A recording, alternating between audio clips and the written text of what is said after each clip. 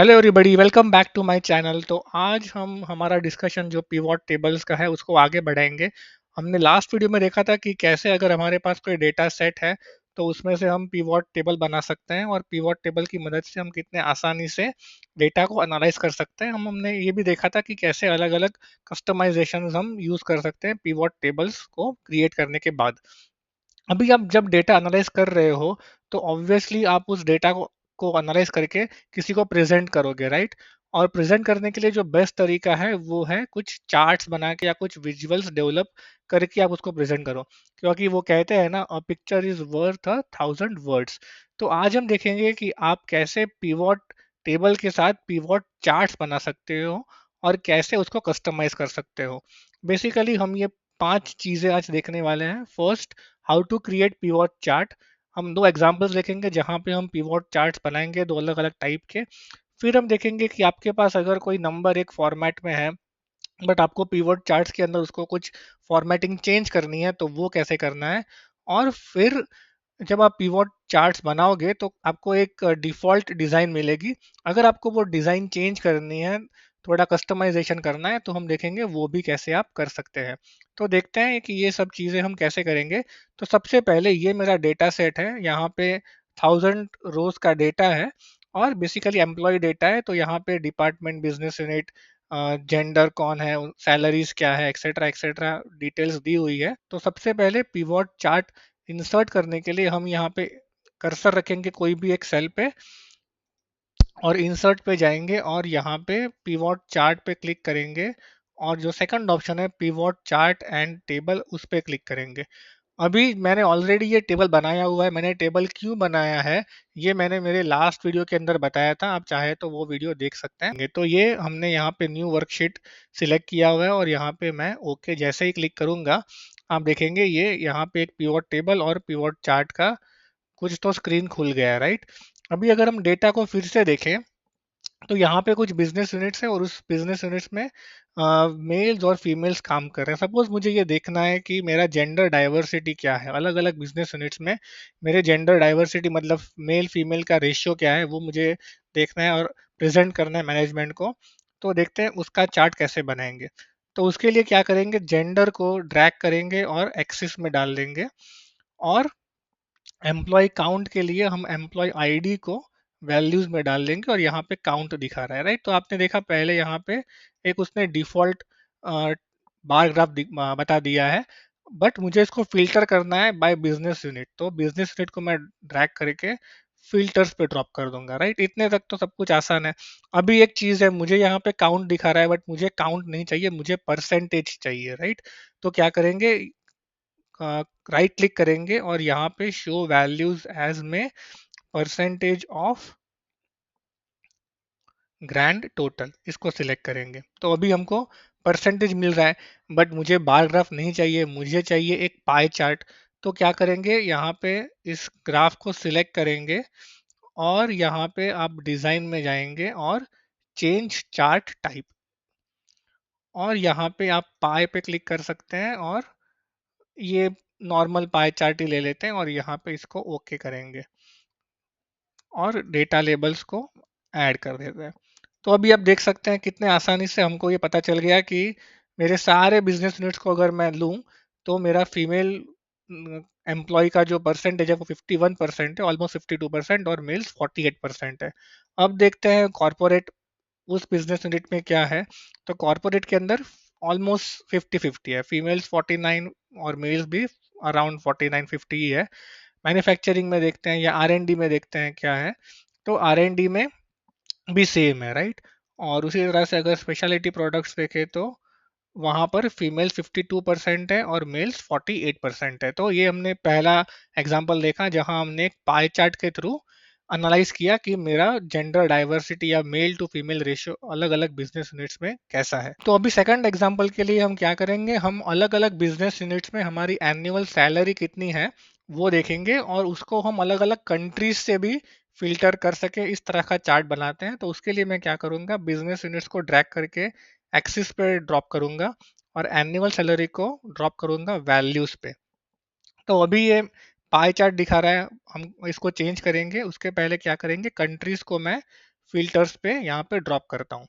अभी ये जो इन्फॉर्मेशन है ये बेस्ट हमको विजुअलाइज हम कर सकते हैं बार ग्राफ में या कॉलम ग्राफ में। तो फिर से डिजाइन पे जाएंगे, सिलेक्ट चार्ट टाइप, और यहाँ पे हम कॉलम सिलेक्ट करेंगे और इसको ओके करेंगे। तो अभी हमको ये इस तरह से ग्राफ दिख रहा है। अभी अगर आप चाहते हैं कि ये जो अलग अलग जो बिजनेस यूनिट्स है उसके कलर्स चेंज हो जाए, तो हम बिजनेस यूनिट को यहाँ पे लेजेंड पे भी ड्रॉप कर सकते हैं।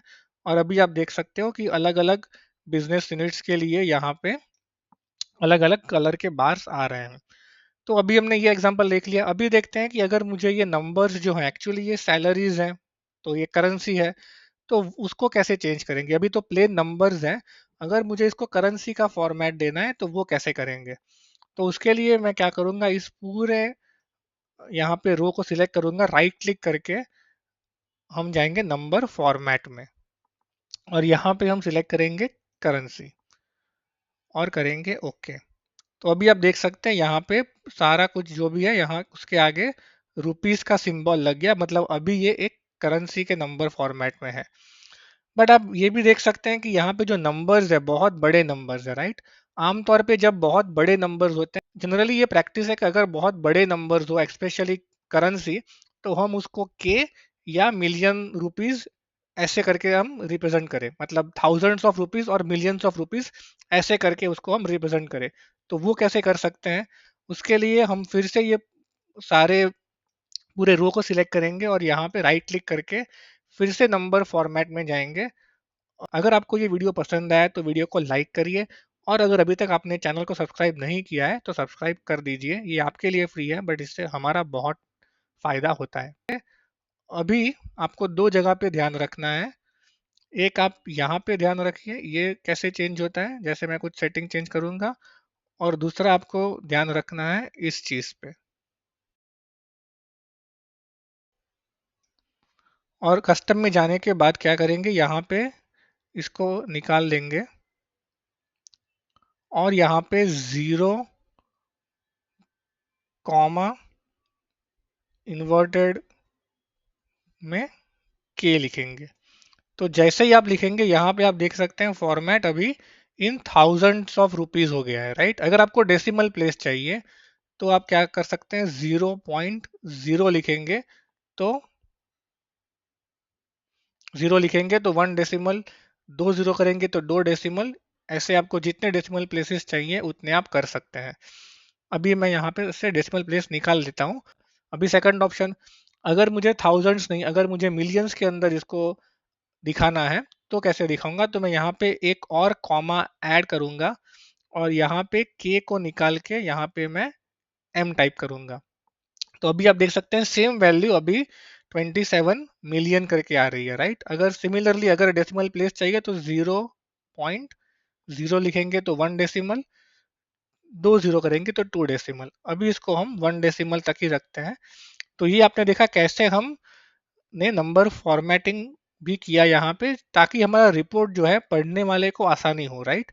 अगर यहाँ पे मैं इतना बड़ा नंबर दिखाऊं तो पढ़ने वाले को बहुत टाइम लगेगा समझने में कि ये कितना कितना रुपीस की मैं बात कर रहा हूँ। बट अगर मैंने इसको इन मिलियंस में कर दिया तो काफ़ी आसान है कि ओके, मेरा जो मैन्युफैक्चरिंग है उसका जो टोटल एनुअल सैलरी है वो 30.2 मिलियन है। सिमिलरली अगर मेरा रिसर्च एंड डेवलपमेंट है उसका totally annual salary 25.4 million rupees है। तो ये जो पढ़ने वाला है उसको बहुत ही आसानी है अगर हम इसको सही तरीके से फॉर्मेटिंग करें, राइट। तो ये हमने दोनों ग्राफ टाइप्स देख लिए। तो अभी देखते हैं कैसे हम इस ग्राफ को या इस विजुअल को थोड़ा फॉर्मेटिंग कर सकते हैं, राइट। उसके लिए क्या क्या ऑप्शंस है। तो उसके लिए क्या करेंगे, सबसे पहले इसको यहाँ पे ग्राफ को सिलेक्ट करेंगे, डिजाइन में जाएंगे और यहाँ पे क्विक चार्ट लेआउट पे क्लिक करेंगे तो ये अलग अलग आपको चार्ट लेआउट दिख जाएंगे। अगर मान लो आपको ग्राफ चाहिए और नीचे आपको टेबुलर फॉर्म में वैल्यूज चाहिए तो आप ये लेआउट सिलेक्ट कर सकते हो, आप ऐसा लेआउट सिलेक्ट कर सकते हो, जो भी आपको चाहिए। अगर आपको बार सारे के सारे अलग चाहिए तो आप ये लेआउट सिलेक्ट कर सकते हो। अभी एक काम करते हैं, ये लेआउट सिलेक्ट करते हैं, ठीक है। तो ये हमने देख लिया। अभी मान लो आपको कलर्स चेंज करने हैं, राइट। ये सारे जो कलर्स हैं वो हमको चेंज करना है, कुछ अलग कलर्स चाहिए। तो आप उसके लिए क्या कर सकते हैं, पेज लेआउट में जाके यहाँ पे कलर्स पे क्लिक कर सकते हैं और यहाँ पे आप देखेंगे कुछ स्टैंडर्ड ऑलरेडी काम करता हूँ, उसको थोड़ा मैं साइड पे मूव कर लेता हूँ। कलर्स पे जाएंगे और यहाँ पे अलग अलग ऑलरेडी कॉम्बिनेशंस आपको दिए हुए हैं। आपको जो भी कॉम्बिनेशन अच्छा लग रहा है, अगर आपको ये अच्छा लग रहा है तो हम फॉर एग्जांपल ये कॉम्बिनेशन के साथ भी जा सकते हैं, राइट। तो ये एक ऑप्शन हुआ।